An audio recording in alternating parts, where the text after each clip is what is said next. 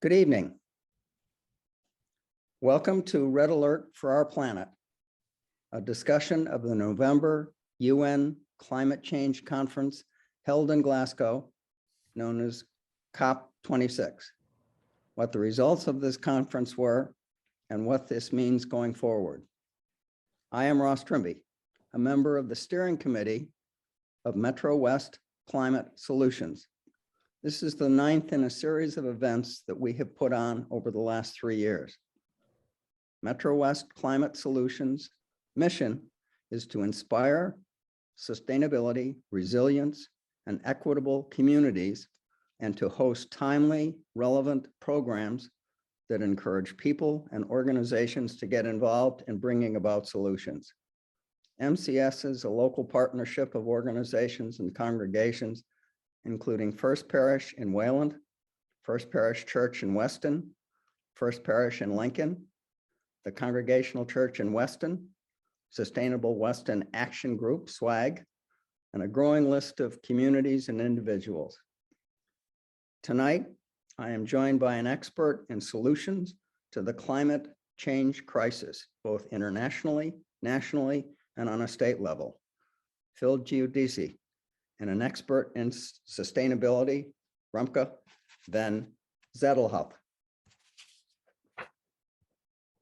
Phil has 45 years experience in the energy industry as an executive in private companies, entrepreneur, board of directors member, energy official in state and federal roles. Most recently, Phil served as the special assistant to president for climate policy during the startup of the Biden-Harris administration. Phil was Massachusetts Energy Undersecretary and Commissioner. He was a founding board member of the Regional Greenhouse Gas Initiative, board member of the National Association of Energy Officials, and a member of the Energy Efficient Renewables Advisory Committee. Phil has also led energy innovation startups, including Ambry and Enernoc.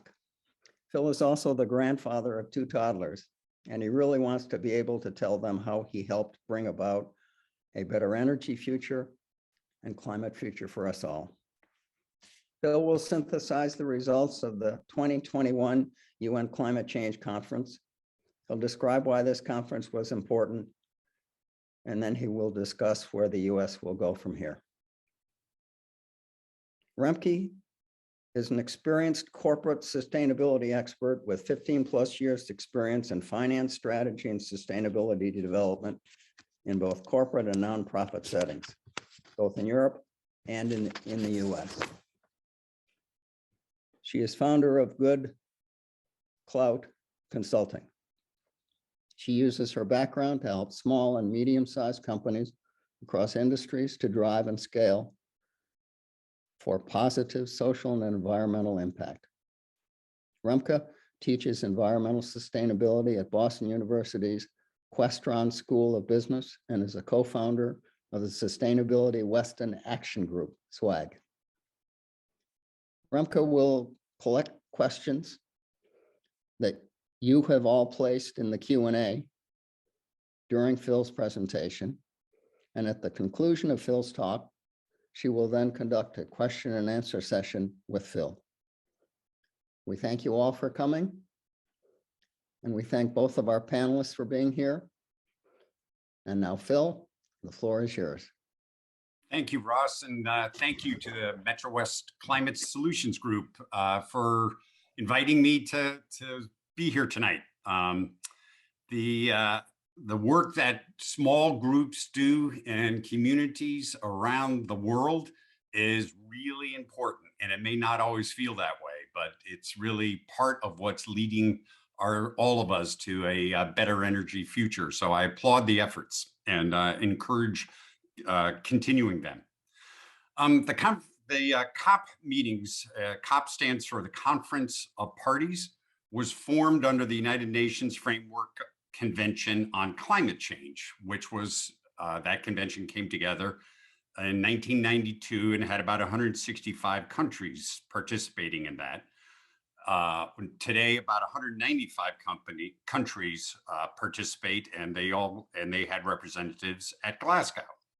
The first COP meeting occurred in Berlin in 1995. It's an annual gathering. The COP process is frustrating to, I think, probably just about everybody, including the participants. But it is sort of one of those necessary but not sufficient activities of getting global change to happen. So COP is really a process of gathering folks to move from ambition to pledges, and from pledges to policies, and hopefully to investments in change and financing, and then monitoring of those changes. It's been a process underway for now close to 30 years. And it's good to see continuing efforts expended. One of the stage settings for this COP was a report by the Intergovernmental Panel on Climate Change, which was published about, I think it was September, October last year. And that's called the IPCC. That was the 6th assessment. They do one about every 5 years. And it's a massive undertaking. That included about 234 lead authors, 14,000 papers reviewed, and the actual report totals over 4,000 pages. So it's a massive scientific accomplishment of leaders from all over the world. Some of the summaries of that report really generated some global headlines and appropriate focus. One of which was by the statement by the Secretary General of the United Nations, who called that latest report Code Red for Humanity, which I think inspired the titling of tonight's gathering. So conclusions that were in that report is that we were currently on a trajectory of between 2.1 and 3.5 degrees of warming.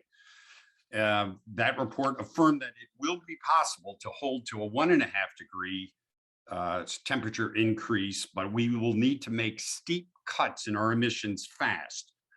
It also concluded that unequivocally climate change is caused by humans. That doesn't mean that other things don't affect climate, but the climate change that we are experiencing was unequivocally determined in that report to be caused by humans. There is a bandwidth of uncertainty around some of the projections, but those bandwidths have narrowed. This report did make global news and really was sort of held up at the same time as we were experiencing wildfires in different parts of the world, floods, massive weather changes from what we used to consider kind of normal weather. For folks in the climate change world, the report really was about entirely expected. There wasn't a lot of new information in it. It was interesting to see kind of the global reactions to the report being so dramatic, and yet from the folks that are actually working these issues, it felt like just further affirmation.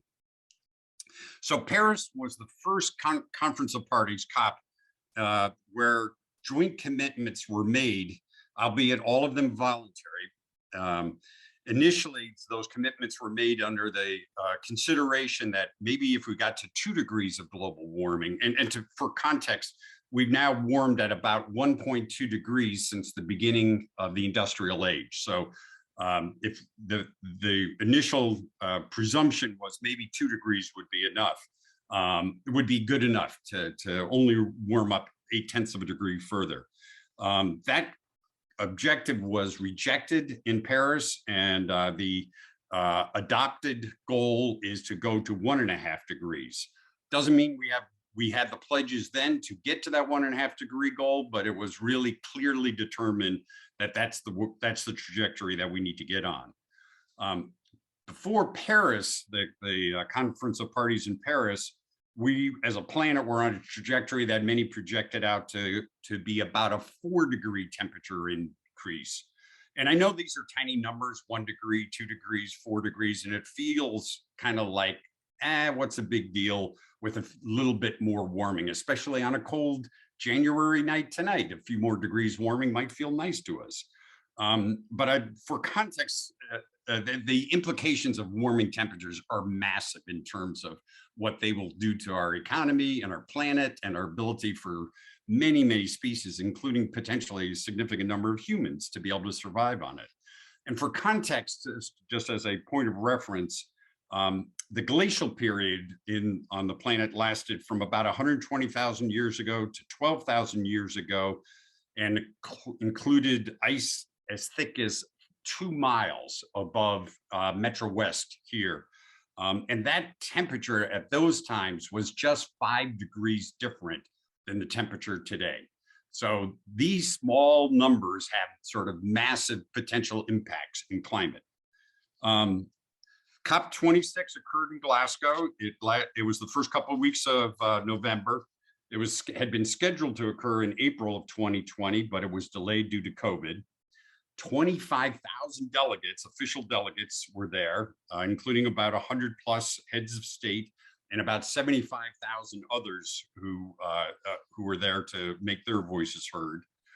And out of the COP process, 197 countries agreed to, one, the goal of we need to affirm a target well below 2 degrees with an intention to keep below 1.5 degrees, and an acknowledgement that rapid and deep cuts in emissions will be required to get there. Similarly, the nations there agreed that an interim target of 45% reduction of emissions by 2030 was appropriate, and that we would all get to net zero emissions by 2050. Our pledges don't align with those goals. We're not on that trajectory yet, but that's what was committed to in the goal setting. The U.S., just as a point of reference, went into the Glasgow conference with a commitment reductions of 52% of emissions by 2030. And a lot more work needs to be done to actually get us to achieve that. In addition to those overall target numbers, 80 countries agreed, which are the vast majority of oil and gas countries agreed to a 30% reduction in methane by 2030. And that's really quite significant.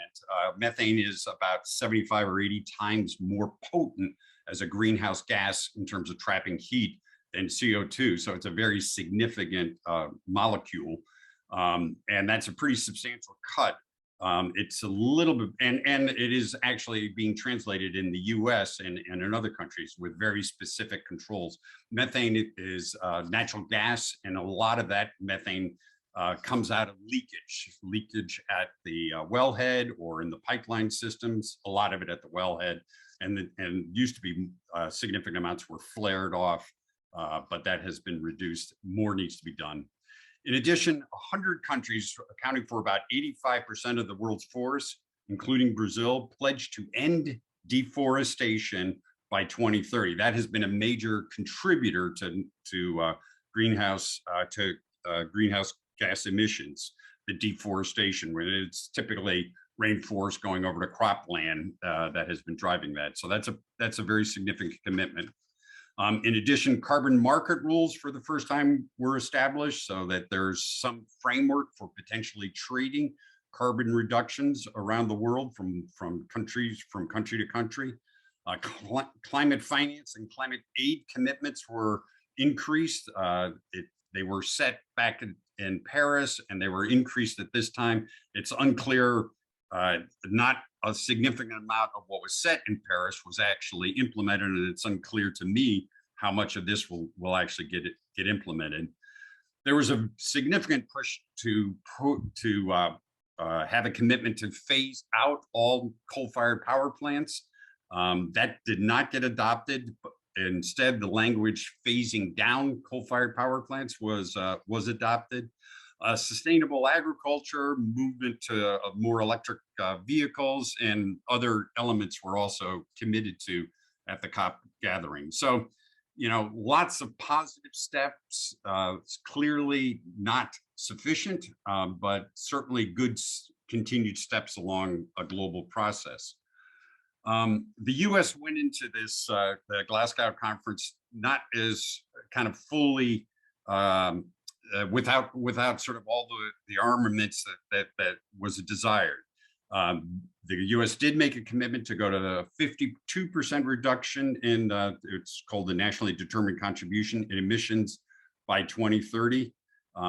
It did pass significant energy program in terms of the infrastructure, the bipartisan infrastructure bill, to increase very substantially funding around grid deployment to enable more ability to put renewables onto the grid and move them to the markets where they need to be, as well as demonstration projects on new technologies.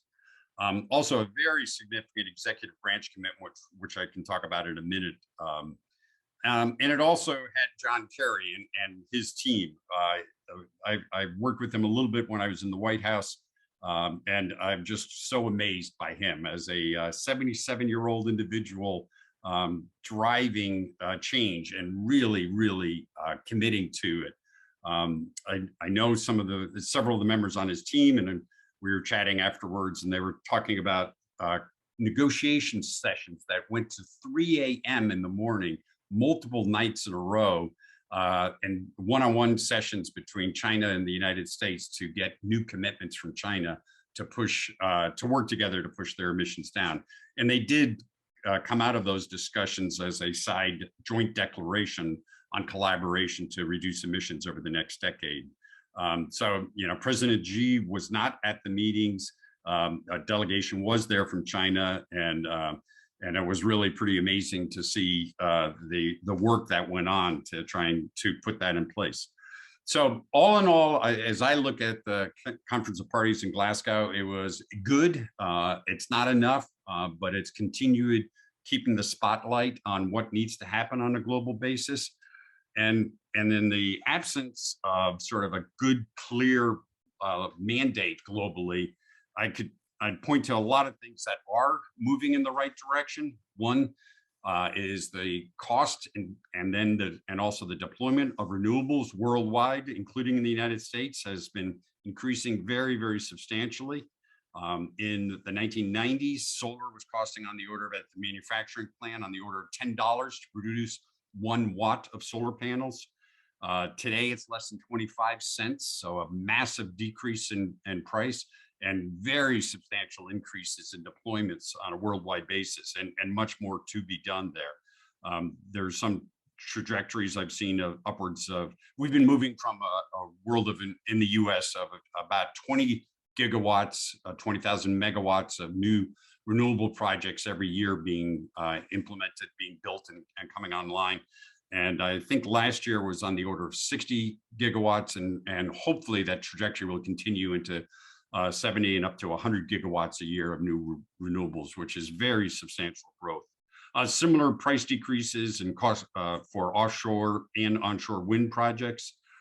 Batteries for both electric vehicles as well as potentially grid storage, moving from $1,000 kilowatt hour levels about 12 years ago to $100, so a 90% reduction in cost. So we can move forward to, renewables are now the least expensive way to make kilowatt hours, and for new technologies, and batteries at these prices go all in at dispatchable power across a daily curve that will be cheaper than any other source of power in the grid. So it's huge advances there. Massive electric vehicle growth, massive adoption of purchase power arrangements for renewable projects, both from the private sector and from state and cities and towns for new renewable projects, and exciting new potential technologies, including nuclear fission, small modular nuclear reactors that may be able to be done largely built in shipyards, so that they are much less expensive being built in the field, as well as fusion technologies. One company in Massachusetts, Commonwealth Fusion, is testing some of its technology at a very significant new activity in Fort Devens in central Massachusetts, as well as advancements in agriculture, industrial materials, steel and cement very significantly. So there's a lot of positives to build off of in terms of technology. We'll see how well we continue to make progress and get it implemented. And now just a couple of points on the federal government and my experience there in the Biden administration. I'm really actually quite encouraged by the executive branch side. It's really quite inspiring, the people that I've got to know there that are working on these challenges. They're working very hard. I have been around in various ways, probably the last 25 or so years in Washington. And this is the first administration that really embraces the climate challenge across the entire executive branch. And cabinet secretaries and staffs are all, this is part of the conversation of what they're committing to and wanting to make change happen. Prior administrations, there was like a dozen or so folks in this bucket here and a few dozen over there that were kind of working on their own skunk works on interesting things, but there wasn't nearly the cross-cutting federal all-in commitment at the executive branch level.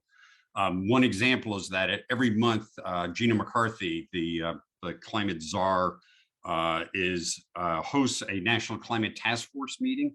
And at that meeting, there will be, 50 or 75 people on a Zoom call. Well, for the 6 months that I was there, including a dozen of the cabinet secretaries. And they're on for an hour, hour and a half.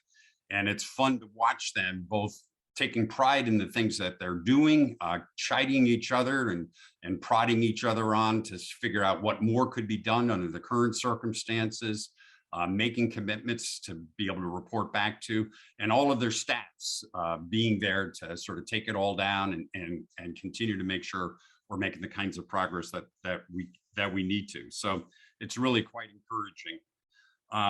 Similarly, from an executive order standpoint, there's been a lot of interesting things done.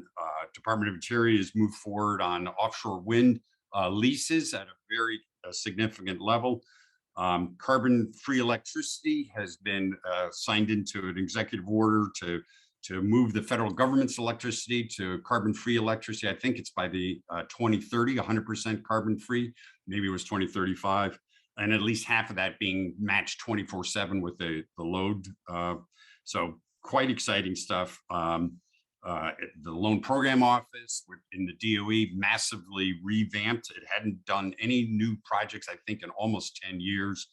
And they're moving forward very aggressively now under new leadership and new staffs coming together. And the infrastructure bill, a bipartisan infrastructure bill that got passed, which had some significant funding and new authorities for the Department of Energy around demonstration, as well as grid expansion. So the Department of Energy is now in a hiring process for, I think the target is 1,000 new folks to come in and help implement some of these projects. So a lot of positives from the federal government standpoint. Again, it's not enough. That's the executive branch. As we all know, huge challenge remains in the legislative branch to be able to put in place the laws that are actually going to really mandate the change moving forward that we need. And it's anybody's guess as to how we're going to manage through that process. But globally and in the US, there are just substantial changes in support and motivation to do something about climate, both in public polling, especially the youth that are committed and interested and engaged. I was on a call with the Secretary of Energy this week, and we were having public comments where folks got to raise whatever issues they had around a whole broad range of issues. And on the call, registered and presenting to us, was a 10-year-old from Denver, Colorado, who was quite passionate about the challenges of the environment and climate and what we need to do about it. And she had been working on these issues for 5 years. And I understand she's been helpful in moving forward in plastics recycling in Denver. And that gives me sort of enthusiasm around seeing kind of new excitement and commitment to make things happen. Last year also, I think I saw the number that $60 billion was raised by venture capital to go into, and private equity to go into clean energy investments. As Ross indicated, I've been involved in doing energy startups for a number of years. And I think there was many years where it was, 4 billion was a lot, and some years it was less than $1 billion. And so the fact that 60 billion is being put to this is, encouraging. The other point that I would raise this for context is we have had success on climate challenges in the past, and industrial challenges or economic challenges. One is chlorofluorocarbons, phasing out the CFCs and moving to non-toxic or non-problematic CFC replacements. It's a different challenge. There was few producers and there were substitutes available, so it wasn't like touching every element of the world economy. Another one, particularly in the Northeast and Midwest, was acid rain.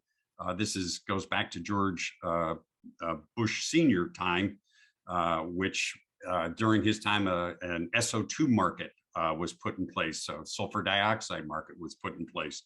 And it's fascinating. I was involved tangentially in some of the work that was underlying setting up this market.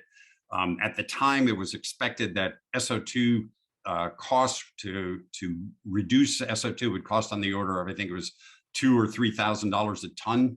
And that calculation was made by putting scrubbers on coal-fired power plants. And a scrubber costs whatever, $1 billion, and running a power plant, and what kind of return you're going to have on that investment. It sort of totaled it out to $2,000 a ton, assuming people would keep running their high sulfur coal mines and fire up the power plants under the continuing operation of those coal sources. What transpired was, because this market was established, was people started realizing, wait a minute, we can move low sulfur coal literally from the Wyoming to the Eastern markets, and we're going to have to pay an enormous amount of money for the transportation for that, but it'll still be cheaper than building scrubbers on these coal plants with high sulfur coal sources. And it turned out that we were able to accommodate the requirements under that acid rain and massively reduce acid rain and the SO2 emissions at a cost of like $200, $100 to $200 a ton. So, taking a market look at this and finding kind of creative solutions meant that we could accommodate the massive acid rain reduction without having to spend the billions of dollars that some had thought might be necessary. And the third area of revamping or of success that I would point to is, which is one I hope we don't have to repeat, was the occurrence of during the startup to World War II, where we literally had to entirely change our U.S. industrial economy from a consumer-oriented economy to one 100% focused on military provisions. And that happened in very, very short order. It didn't happen easily, and it didn't happen until after Pearl Harbor in any great significance. FDR this was his third term. So he had been there 8 years. He'd passed the New Deal and massively, put in place support for workers and new practices. Wasn't particularly loved, and regulation of business wasn't particularly loved by business, and was always just sort of moving forward the preparation for what might be the entry into World War II, just as supported by the legislature and the public. But it was very, very fragile. I recently learned that the law that was put in place to put the first peacetime draft in the US, which was in 1941, the Peacetime Draft formed, and we were able to ramp up our Army and Navy from the levels that was equivalent to the size of the military of Portugal to a much more substantial level with the Peacetime Draft. But that Peacetime Draft law that was passed in 1941 only had 1 year military service required. So at the October of 1942, basically 80% of the military would have been dismissed because that their term would have expired, and Roosevelt needed to extend the service for a period of time, and was able to get a new law passed that did extend that service, but that new law passed by literally just one vote. It almost failed. I often remember my history as, oh, the whole country really got behind the president and we got mobilized and we got ready and we changed everything that we needed to do. And we started saving aluminum foil from chewing gum wrappers and the whole country got behind it. But that really didn't happen until after Pearl Harbor.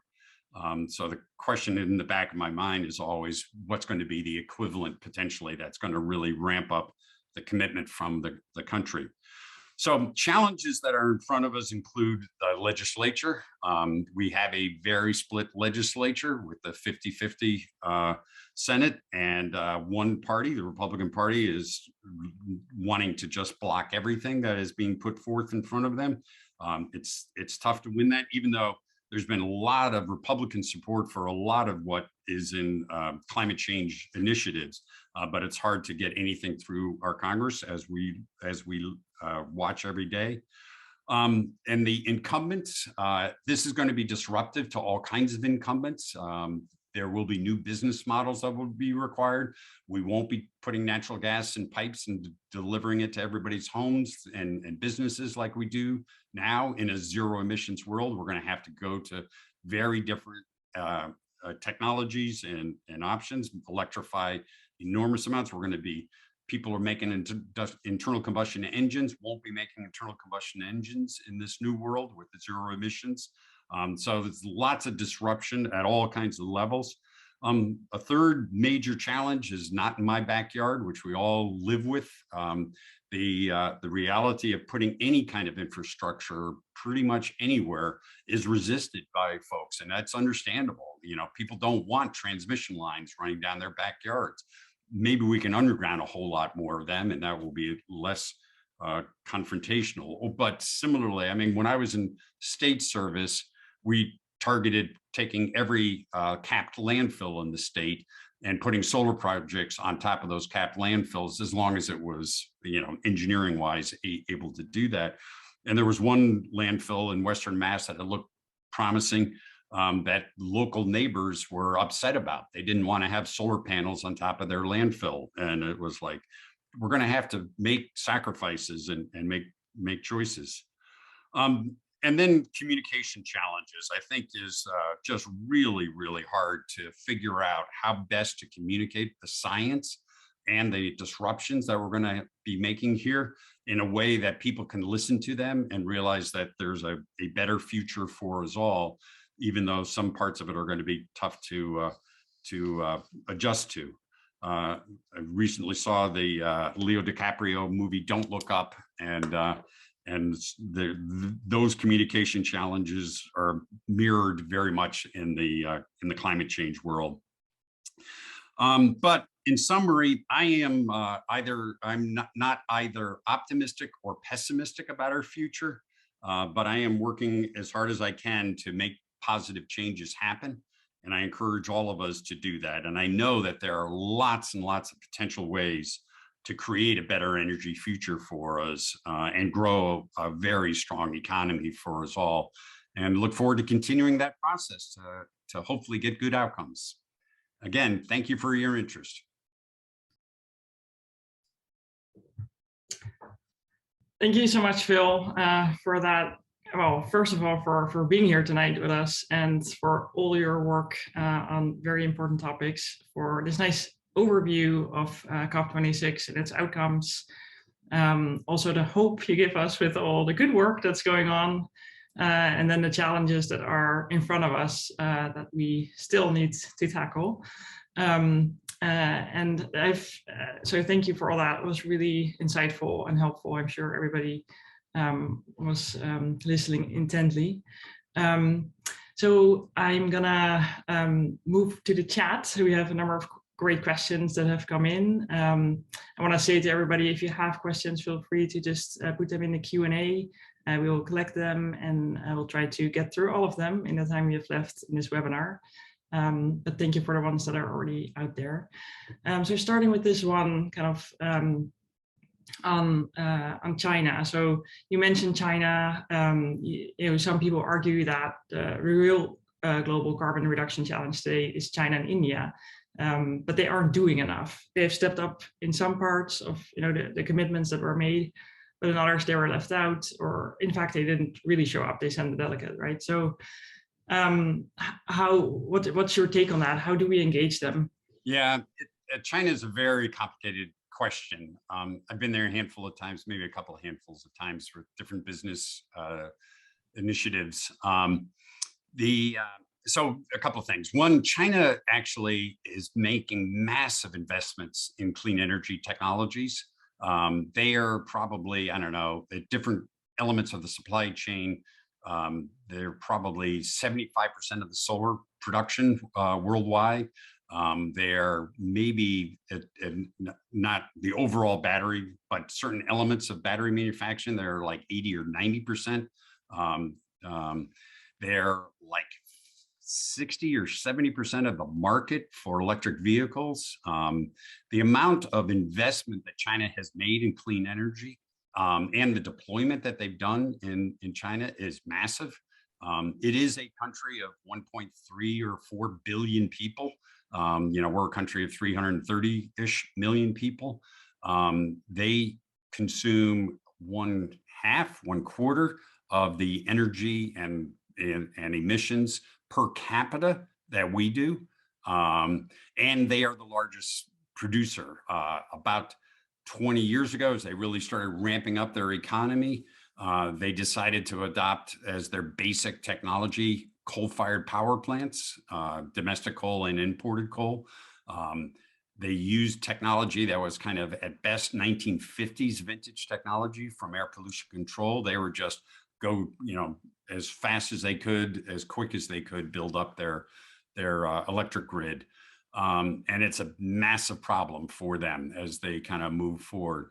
At different times, I was actually working with the CEO of one of the major steel companies in China on a different private sector matters. And we were having dinner at one point, and he was remarking that not from power plant pollution, but from car pollution in Beijing, that many of the wives and mothers had moved their families outside of Beijing because the pollution was so bad, and they knew it was bad from a public health standpoint. And his view was that this is going to spur change in China. The fact that families are being disruptive is just not acceptable, and that they would finally sort of make a difference on it. That hasn't happened to the level that it needs to. The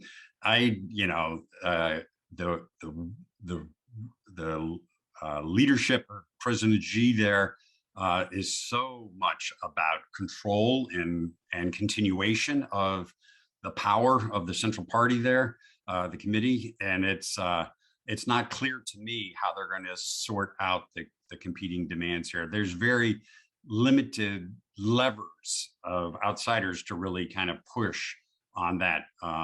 So it's in the kind of the we'll see. From a US government standpoint, there's a really significant commitment and interest to onshore as much as we can, as quickly as we can, some of these critical technologies, and try and find ways to not be as dependent. And it's not just about energy, it's about lots of different technologies with China.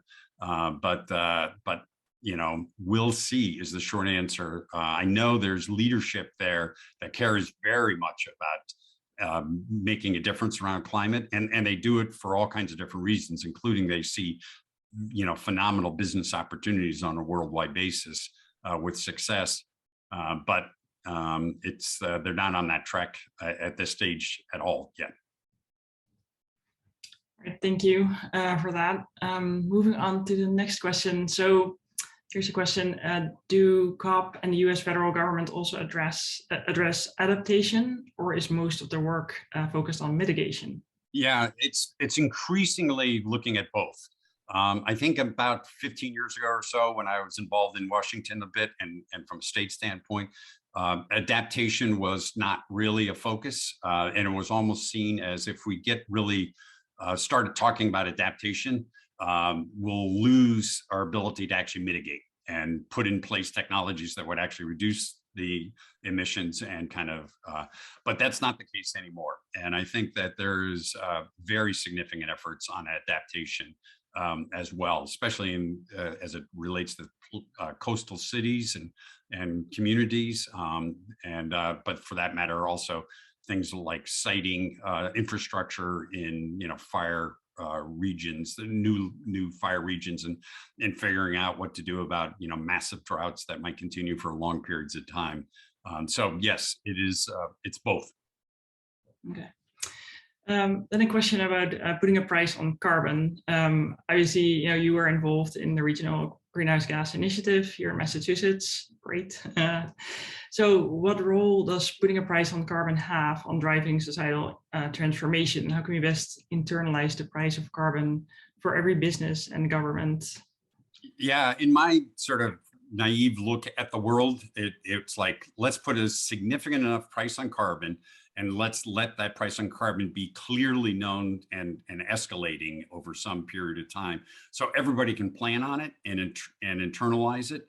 And then we need a metric to really monitor it, across all of the carbon sinks and sources, which includes land, ocean, and that like I talked about with SO2 and acid rain, that was seen as a very effective way and kind of a really great example of bringing market forces to bear and businesses making better decisions than they might otherwise have made if someone just said, oh no, you just have to go out and buy scrubbers and reduce the emissions at the power plant. So I like carbon price as a tool to make it happen. I don't think that it's a very likely strategy that's going to come out in the near term.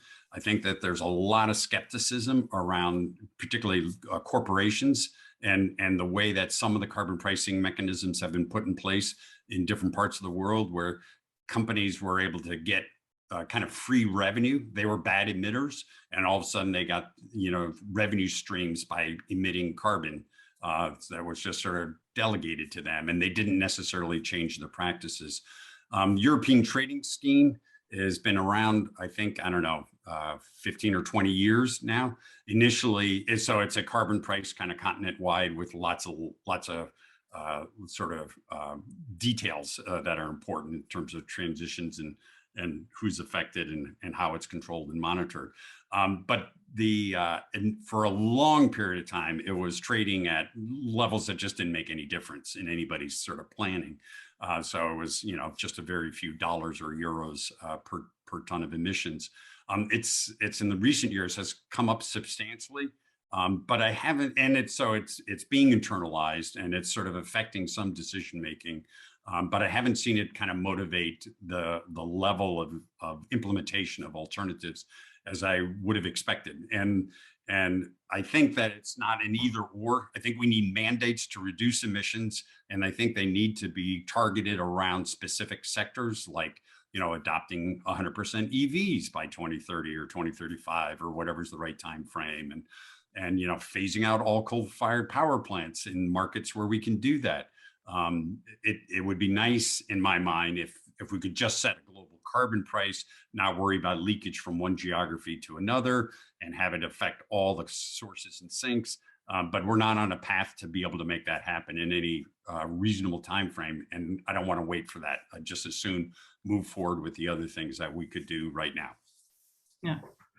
Thank you. That's interesting. From what I've seen some companies out there that are using true pricing, what it's called, where they try and incorporate, for example, the cost of offsetting their carbon emissions, even if they're also working to reduce them in the price of their product. So that's interesting. And then the question really gets into, when you're talking about companies, you start talking about scope 1 direct emissions, scope 2 and scope 3, as you start thinking about the whole supply chain that a company is affecting, and are they making carbon smart decisions all the way across that entire value chain? In the US, I may misremember the number, but I thought it was on the order of, there's something called the social cost of carbon, which is used when calculating new regulations and the like. And I'm not going to remember the number correctly. It might be $50 a ton, so that we can incorporate a value for carbon as we think about different regulations. Yeah, okay, great.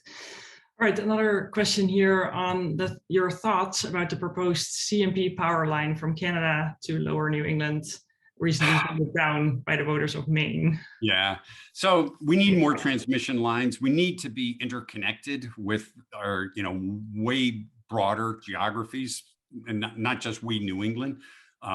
Texas in particular needs to be interconnected. A big part of their challenges, not entirely, but a part of it last February was the fact that they're the state-only grid in Texas, so they don't have the interconnections with the rest of the country because they wanted to avoid federal regulation on some of their grid. There's been a few attempts to put new power lines up to Canada. The last one I think was in the 1970s, which of significance is HVDC lines that run kind of the New Hampshire-Vermont border from Quebec down into New Hampshire and then into the grid here. That accounts for the equivalent of, I can't remember it provides, I don't know, 10%, 15% of the electricity into New England, some amount like that. Pretty substantial, and it's all carbon-free electricity from the hydro stations up there. There's massive more hydro potential to bring into the New England market, and New England market is kind of attractive for it. And it's really important to get us to lower our carbon emissions from the electric grid. We'll be having to utilize some of that hydropower. The first line that was proposed was the Northern Pass line. The proponents of that line said, oh, we're just going down existing rights of way, so it's going to be no big deal to get permitted. It wasn't just going down existing rights of ways. It was a big deal to get permitted, and the state of New Hampshire had a referendum, or the legislature, I don't remember, said no thanks. Then a new line got proposed that was proposed by Avangrid, a utility, to go up to Hydro-Quebec through Maine. They had got the permitting done. They had started construction at some level. And then all of a sudden this referendum went in front of the state, and it was voted down. I think that the proponents to vote it down were largely funded by one power plant owner of the Seabrook power plant that really didn't want to bring in low carbon, low cost electricity into the market because they wanted to keep the prices high. The utility that was proposing that line was doing a very, I don't know,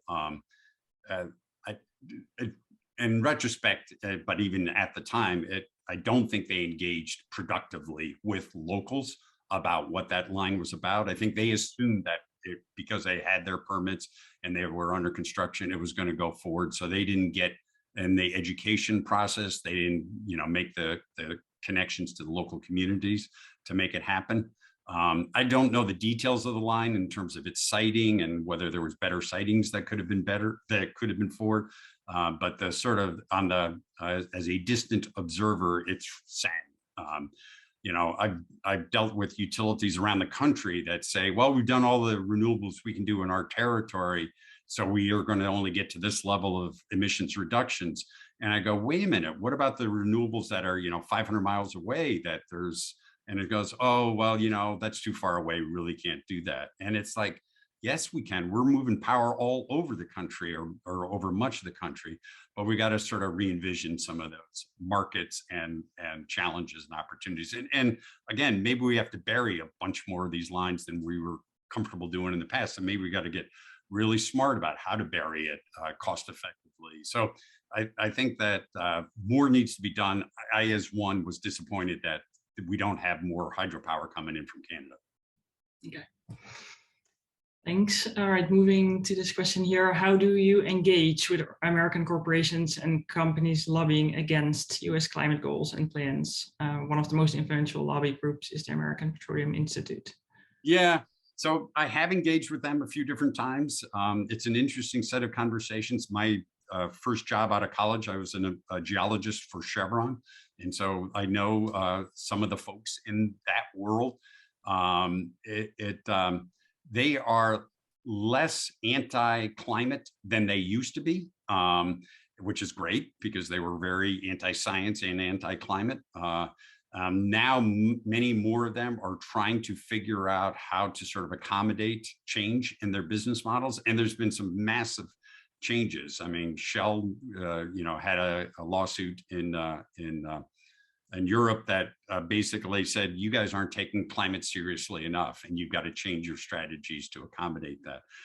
ExxonMobil had a active shareholder revolt and put, I think it was 2 or maybe it was 3 new board members on to represent sort of climate interests on their board. So things are changing in leadership. And folks like the Edison Electric Institute that represents utilities are actually a very integrated, productive partner with the administration to try and figure out climate legislation and regulation that could make sense. But it ain't easy. And it's part of that incumbency issue. It's people tend to want to resist change when, just out of visceral reaction. And so we got to work with them. Well, that's your another question on COP and the IPCC meetings. What if the enforcement mechanisms, they exist, or do they exist? And if countries do not meet the targets, what happens? Yeah, so they don't really exist in my mind in any substantial way. It is a gathering for making pledges and reporting back. There's sort of a social enforcement of, wait a minute, you pledged this and you're only delivering that. What the heck? Let's figure this out. The expectation is that whatever is being promised there will translate into actual, commitments inside their countries where they do have authorities and control, but there isn't a mechanism to sort of hold people accountable and penalize people for not being accountable through the COP process, unfortunately. And there's not going to be. It's not, 200 countries. I mean, there was, I don't remember there was a lot of discussion about changing the word from phase out coal to phase down coal. The idea that there would be a penalty for non-achievement would have taken, enormous amount of time to come to closure on. And we don't have, the United Nations is not a body that has that kind of authority in anything that they do. Could you argue that there's some soft enforcement in a way? Will they lose face in the face of some of the stakeholders, perhaps, if they don't? Absolutely. Okay. Yeah, both peers and stakeholder will hold folks accountable. And some of the neat things, I think, are the fact that there's better technology now than there's ever been to monitor things. Stuff like these ending deforestation pledges, might have been something someone could have said at a meeting halfway around the world, and nobody would ever really be able to monitor that and really see. But now with global satellites and massive increases in that capability, I think that there's lots of potential, and hopefully journalists will be following folks' commitments and holding people accountable as well. All right, we're gonna bring you back to Massachusetts again here. How do you respond to what Senator Barrett wrote? He said, "I was deeply interested in the top-level negotiations, the realm of John Kerry and his diplomatic counterparts from other countries. But here my expectations were modest. As a working politician, I was not optimistic about the odds of 197 nations getting past the single most glaring flaw in COP procedure underplayed in the media coverage, the requirement that each decision be approved by unanimous consent." Welcome to the world of COP. Until somebody, creates a different process, this is the process that we have. I don't think it's a fatal flaw. I think it actually is kind of a strength that everybody gets to say what they want and it's not just, the big rich countries. It's not just the big polluters. It's like everybody has to be on board. It's not pretty. It's not easy. But it's what it is, and we all know it, and that's just how you have to go forward. All right, great, thanks. I want to bring it back even further local, kind of more to the level where we're all like, how can we be part of this? How can we contribute? What can we do? And so here's a question. I believe you had a battery startup company. Could you talk about the state of new battery advancements for both electric cars, but especially for grid storage? How do we supply power when the sun's not shining or when the wind isn't blowing? Yeah, so there's lots of interesting technology advancements along those fronts. especially on grid storage, but for that matter on electric vehicles as well. When I was running a battery company, it was called Ambri. We started that company, I think it was 2010 or 11 timeframe, if I remember dates. We were hopeful that we were just a few years from the commercial marketplace. We had backing from Total, a French oil company, global oil company based in France, and Bill Gates, and then Khosla Ventures came on. So, very substantial backers. It turned out that was at a time where we were at $1,000 kilowatt hours for batteries for the grid. And the technology that we were proposing at the time looked like it would be very lucrative at that kind of price point, or below. The reality is that price point dropped by 90% over the course of about 3 or 4 or 5 years, and projected to continue to be at very, very low levels. So the technology that was being pursued initially had to be modified to chemistries that could compete at below $100 a kilowatt hour. And thankfully, the team has found possibilities of doing that. It looks very, very promising. It's actually got a very substantial new investors that have come in, and some of the prior investors have continued with it, and some new commitments with some early tests. So that's one company that I'm encouraged by. There's 3 or 4 other very significant new ventures on storage in all kinds of different. One is a company called Form Energy that actually is using iron air battery. So different kinds of chemistries that are involved. There's companies that are using mechanical storage, literally lifting concrete blocks up and letting them come down to sort of manage the flow. A company that I chair the board of principally runs a pump storage project, which is about 100-year-old technology that literally pumps water up a hill when power is cheap and lets it come back down and generates electricity when power gets expensive. That technology, pump storage, accounts for about 95% of the electricity that's stored today for the grid. And a number of other possibilities that looking promising. I'm excited by them. So much of that is geared around shorter duration storage, a few hours, maybe a few days. Some of the challenge, like my solar panels here on my roof here, are producing, on the order of 10 kilowatt hours, maybe 20 kilowatt hours a day on a winter day, and in the summer they're producing 75 kilowatt hours. So making the grid work when we have those kinds of swings is going to be really going to need a variety of solutions. Hydrogen is being looked at as a possible solution, where we'll be making a hydrogen, which is separating, water basically into oxygen and hydrogen, and with electricity. And hopefully renewably generate electricity. So lots and lots of interesting technologies are out there. I'm not sure any of them are kind of ready to handle the large challenges that are in front of us right now. But as we grow our renewables, and the other really important thing is just interconnecting the grid so that, neighboring grids can share with each other when they have surpluses and someone else has needs, they can kind of balance it all out. But it's a little ways off. But on what we can do locally, I would actually translate that into, each of us looking at our climate choices in terms of the vehicles, the energy we're using in our homes, the energy that we use in our businesses, and just ask the questions: what else is possible there to get more energy efficiency, to reduce waste of energy, to go to more renewable sources where it's possible.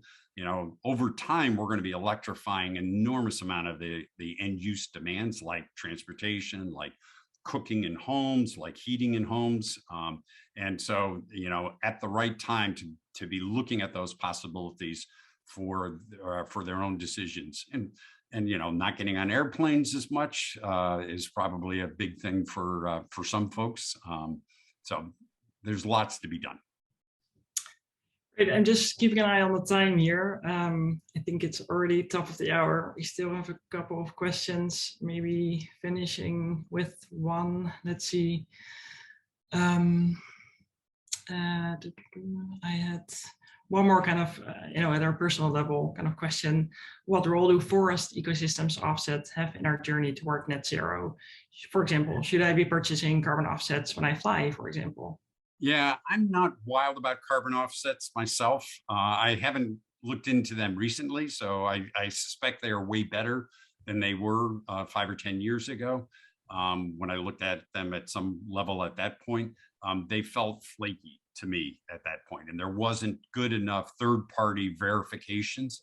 And buying forest offsets and then seeing a forest fire, take out entire, thousands, hundreds of thousands of acres, makes me nervous about carbon offsets. I think making personal decisions to reduce my emissions is a really important thing. To the degree on the edge to be looking at offsets and really high quality offsets can be helpful as well, but I'm not sort of like automatic supporter of offsets as a primary strategy. A lot of companies have adopted strategies of let's find the least cost way to be quote green, and that often it involves buying very, very inexpensive offsets from around the world that don't necessarily translate into a better carbon future for us. So that doesn't excite me very much. All right, maybe one question to close out with.